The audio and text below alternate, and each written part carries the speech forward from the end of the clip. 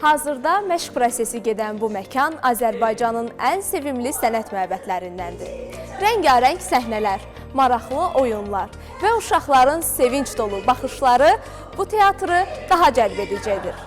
Bəli, söhbət bu il 95 illik yubileyini qeyd edən Azərbaycan Dövlət Kukla Teatrından gedir. Teatrın yerləşdiyi bina 1910-cu ildə Fenomen Kinoteatrı kimi fəaliyyətə başlayıb və Bakının ilk sinematoqraf məkanlarından biri olub. Layihənin müəllifi polyak memar İosif Ploşko idi. 1921-ci ildə isə bina Azərbaycanlı memar Zivər bəy Əhmədbəyov tərəfindən yenidən qurularaq yeni görkəm alıb. Sonradan bu məkan Kukla Teatrına çevrilib və 1964-cü ildən dövlət statusu alıb.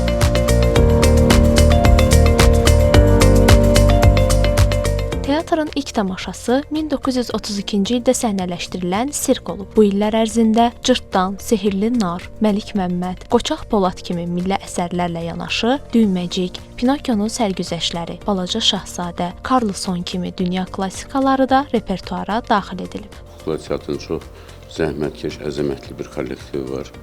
İstənilən dövrdə yarandığı gündən bu günə qədər sevilən bir teatr olub. Balaca, az yaşlı tamaşaçılarımızın sevimli bir ocağı olub.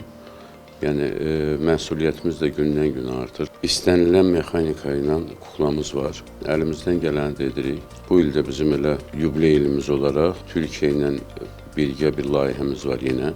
Artıq 3-cü dəfədir. Qastrol səfərlərimiz olacaq. Bu ildə yəqin ki, bir 8-9 tamaşa nəzərdə tutulub ilin sonuna qədər. Biz çalışırıq bir teatr olaraq ki, nağıllığı saxlamağa. Yeganə bir nağıldır ki, istər böyük olsun, istər uşaq olsun, o nağıla inanmaq istəyir və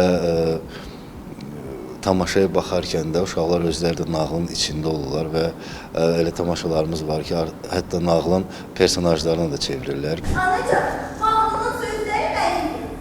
Nasıl? Musiqisi də mən yazmışam. Yox, nağılda əsas sözləridir.